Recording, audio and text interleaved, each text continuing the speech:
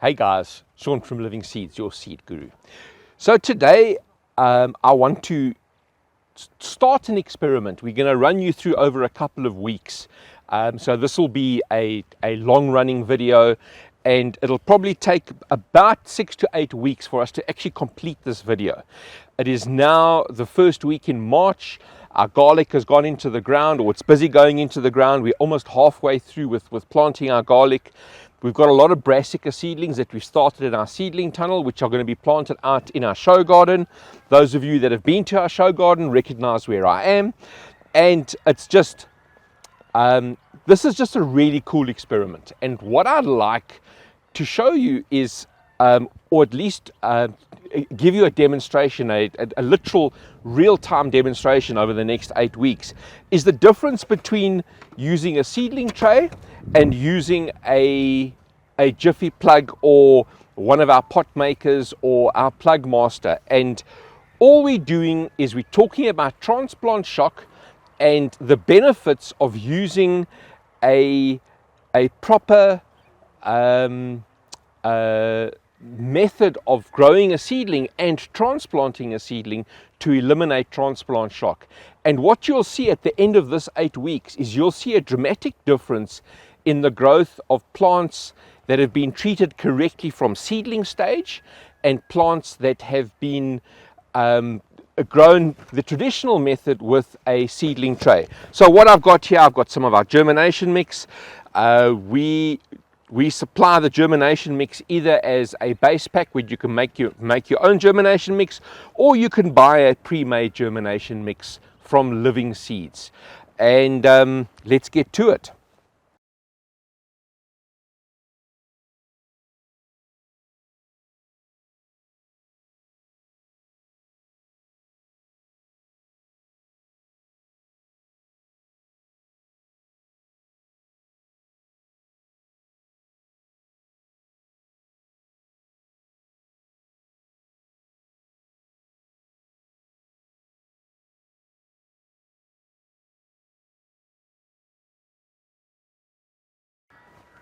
Cool. So the theory behind seedlings grown in seedling trays and seedlings that are grown in an alternative method is that with this alternative method, with the Jiffy pots or the Jiffy strips or the paper pot maker or the plug master, is that you will take the entire container that the seedling is grown in and you'll plant the container directly in the ground. So what's going to happen is that the roots won't grow through this pot. What'll happen is any root that tries to penetrate over here will actually automatically, it's called air pruning, and it'll shear itself off, or it'll turn itself back into the planting mix. Whereas the roots that are of seedlings that are grown in seedling trays, what happens is the root hits the side of the seedling tray and then it starts to travel around the seedling tray. And those of you that have left seedlings in seedling trays for a little bit longer will note that as you pull the seedling out, the first thing that you hear is a tearing noise as you rip this poor little seedling out of its home. And immediately what happens is all of the roots that are on the outside of this plant cell, those fine root hairs are ripped off. They're completely destroyed. And that puts the seedling into a transplant shock, or it puts the seedling into shock. Then what happens is you take the seedling, you stick it into the ground, the moisture inside the plug and the moisture inside the ground is not correct, the acidity is not correct, pH is not, or the acidity and pH is the same thing, but the pH is not correct, there's different nutrients, and the plant has to readjust its entire physiological being to adapt to growing from a seedling tray into the soil. And it's a huge shock to this tiny little seedling. Whereas seedlings that are transplanted in Jiffy pots or Jiffy plugs or Jiffy strips or the plug master, etc., those seedlings, their roots are actually contained, they haven't been destroyed. And the minute you transplant them, the plant or the little seedling can send little feeder roots out. And in its own time adjust to the actual soil conditions. And what happens is you have a seedling that literally takes off a lot faster. So what we're going to do now is I'm going to plant a couple of seeds inside here, plant a couple of seeds inside here, and in 6 weeks time we're going to be transplanting seedlings out into the garden. And then what we will do is we'll actually take a snapshot of those videos every single day for the next about 3 to 4 weeks. We'll see how it goes. We haven't decided exactly how long it's going to be, but we'll plant them side by side. They'll have the exact same conditions, and you'll be able to see what these seedlings are going to be doing.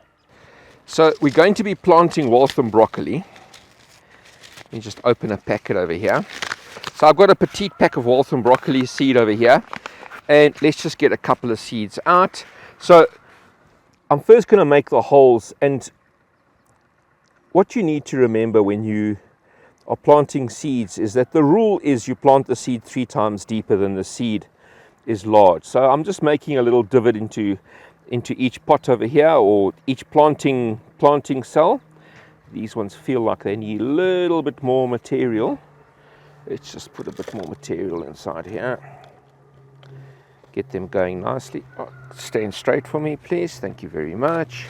So let's just put little divots over here. So it's an approximation. You know, 3 times deeper than the seed is large. Broccoli seed is tiny. I'm going to take 2 seeds and just drop 2 seeds into each planting hole. The reason why I plant 2 seeds into each planting hole is sometimes the one seed doesn't grow, doesn't germinate. It dies out, gets munched by a chocha.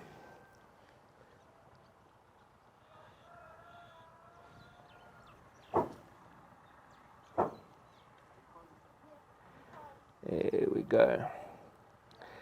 So the nice thing with broccoli seed is that it's a quick growing plant, but especially with heirloom broccolis is that you really need to plant.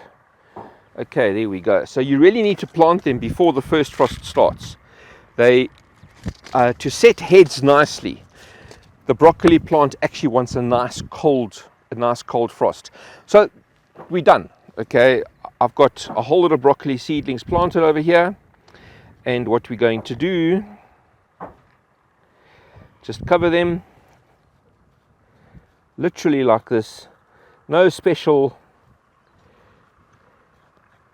techniques to cover the plants. We just cover the plants like this. I'm now going to go and take them, give them a bit of a water, put them into our seedling tunnel, and we will see you in a couple of weeks' time.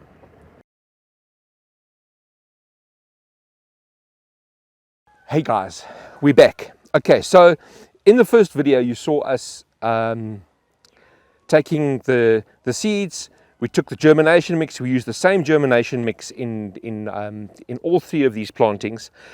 We are a little bit late. We should have transplanted these about a week and a half, 2 weeks ago. You can see some of the leaves are turning purple. That purple is one of 2 things. It's either a magnesium deficiency or it's a nitrogen deficiency. My best guess over here is that this is going to be a nitrogen deficiency. These are sprouting broccoli, and they are nitrogen hungry plants.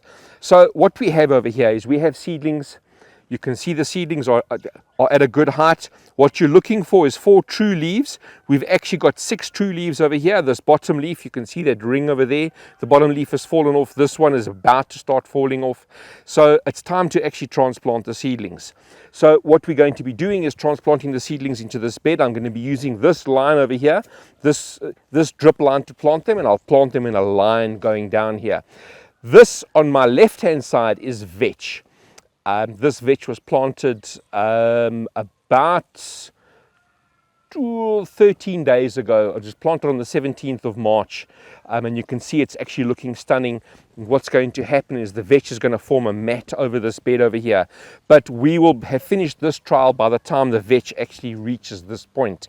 So the whole object of the trial is to show you how the seedlings perform first of all in seedling trays, and if you have a look at the seedlings in these pots are actually bigger than the seedlings in the seedling trays. And we've got two different kinds of pots. We've got the Jiffy pots and we have the Jiffy Strips. And what I'm going to do now is just transplant them for you. And what we are going to see over the next,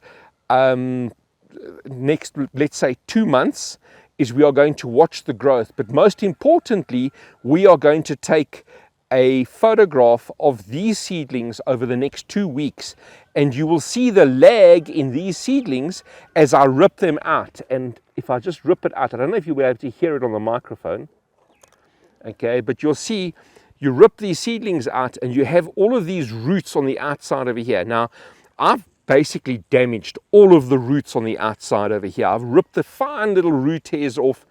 And the seedlings were probably screaming as I ripped them out of the seedling plug. You'll see that there are two seedlings over here. I'm going to trim the one seedling so we only have a single seedling in each spot. But yeah, so what's going to happen is that these seedlings are going to go into what's called transplant shock, and it's a major problem with people transplanting seedlings. If you transplant the seedling slightly too early, the transplant shock can be so severe that the seedling will die. I doubt that these seedlings are going to dry. They're nice and moist. We've had the drip irrigation running over here, so the drip irrigation is going to be wetting the soil. We're transplanting. It's now about 4:30 in the afternoon, so we're transplanting into the evening. So the plant has the evening to actually acclimatize. We're not planting it into dry soil, which is a bad thing. We're not transplanting it on a really hot day, which is a bad thing. And we're not transplanting it early in the morning, which some people can't avoid. But if you're going to be transplanting seedlings, transplant them on an overcast day, transplant them late in the afternoon, and make sure that the soil moisture in the seedling plug and the soil moisture in the soil is similar. What happens, and this is actually something that's quite interesting, what happens is if you transplant the seedling into dry soil, or you transplant a dry seedling into wet soil, there's actually a moisture transfer barrier that's created, and the moisture from the soil won't wick into the dry plug. Or what will happen is if you have dry soil in a wet plug, the dry soil will actually suck all of the moisture out of the seedling plug, leaving you with a dry plug as well. Cool, guys. So what I'm going to do, I'm going to transplant them quickly. I'm not going to be talking while I'm transplanting, but you can actually watch me transplant the seedlings.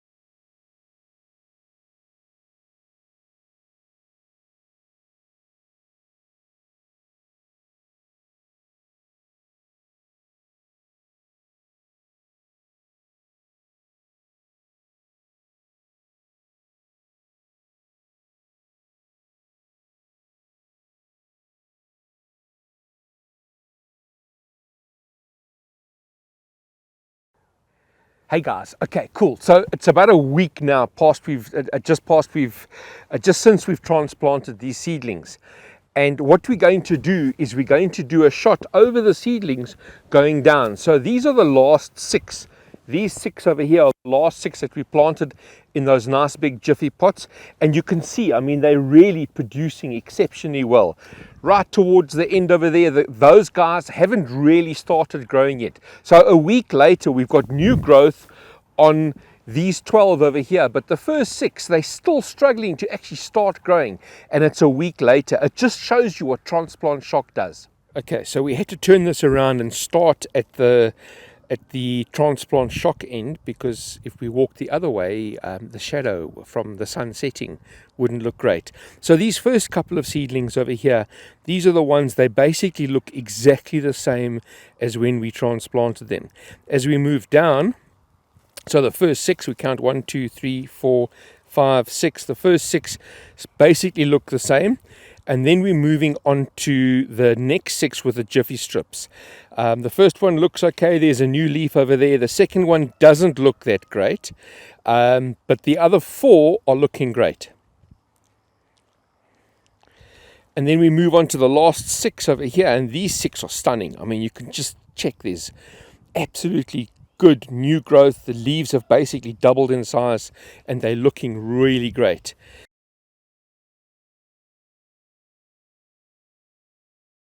So we're we're at week 3 of our transplant test over here, and you can see that the vetch is growing nicely. It's coming on beautifully. It's going to be really cool once this vetch has covered the whole bed. But the reason why we're here is we're looking at these guys, and if you'll remember that these 6 over here were the 3 that we planted in the large round Jiffy pots. Then we've got these ones over here which were planted in the Jiffy Strips, and then those 6 at the back over there were actual transplants. And if you actually just have a look over here, you can see these guys, number 1, they have more leaves. Number 2, the leaves are so much larger. They're really doing well. The larger transplanting pot has really worked for these guys, and I would guess you're looking at, between the Jiffy pots and the Jiffy Strips, you're looking at about 50% more growth, which is economical. I actually thought that these 2 would have been high, which is nice. It shows you that it really is worthwhile running trials like this. If we look at the back over there, and we're going to run the camera over like we did last week, those ones are slightly smaller than these ones over here. So the transplant out of the seedling tray and the Jiffy Strips, they're looking very similar. There is a slight improvement on the Jiffy Strips over the naked root transplant, but clearly the Jiffy pots over here are a real winner. Guys, yeah, so I reckon in another week, maybe 2 weeks, we're going to see a relatively large difference in size on these plants as these guys just really get going. And those guys still need to actually catch up with these guys. Excellent. So these first 6 ones over here are coming out of the Jiffy pots. And you can see the leaves actually are really doing very well. It just shows you the difference. Moving on to the next 6, these 6 over here are the Jiffy Strips.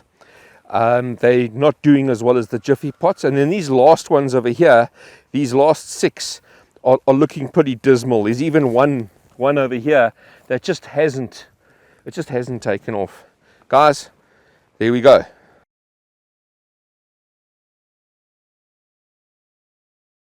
Hey guys, Sean from Livingseeds again. We're here. This is the final installment of the transplant saga. So what we have over here, we have these 6 plants. These 6 plants were in those round Jiffy pots. The next 6 plants over here were in those square long Jiffy Strips. And the next 5 plants, because one of them has actually died, was the straight transplant out of the seedling tray. The plant that we lost over there was actually quite interesting. It was sometime last week. I walked past, I was having a look at the plant, and this one plant is like sort of, I've decided to die. and I don't know if it is a lag on the transplant shock or if it was just that plant wasn't transplanted well. I mean, I handled them all pretty much the same, but yeah, it died. So with the Jiffy pots, the Jiffy pots, the Jiffy strips, we have a 100% transplant, 100% take on the ripping out of the seedling tray into the soil. We've got one plant that died. So yeah, there's a fairly interesting, I'm not too sure why it died. Excellent. So as you can clearly see, these plants are taller than those plants over there, even though my staff were picking the leaves off these plants. So our show garden actually feeds our staff as well, and the staff are allowed to come through the show garden and pick. And I hadn't told them they couldn't pick the leaves off these guys over here, so they were actually picking the leaves off these guys. But even with them picking the leaves off these guys, these plants are still vastly superior to the straight transplant and the Jiffy strips. Guys, this has been an interesting exercise. We are going to repeat this exercise. I'll put a post up. Well, we'll do a post in a couple of months and we'll show you what that exercise is like. But this is, it clearly shows you that the plants that have been transplanted without root transplant shock fare vastly better than plants that are just ripped out of a seedling tray. Guys, thank you for watching. We've learned something. I hope that you guys have learned something as well.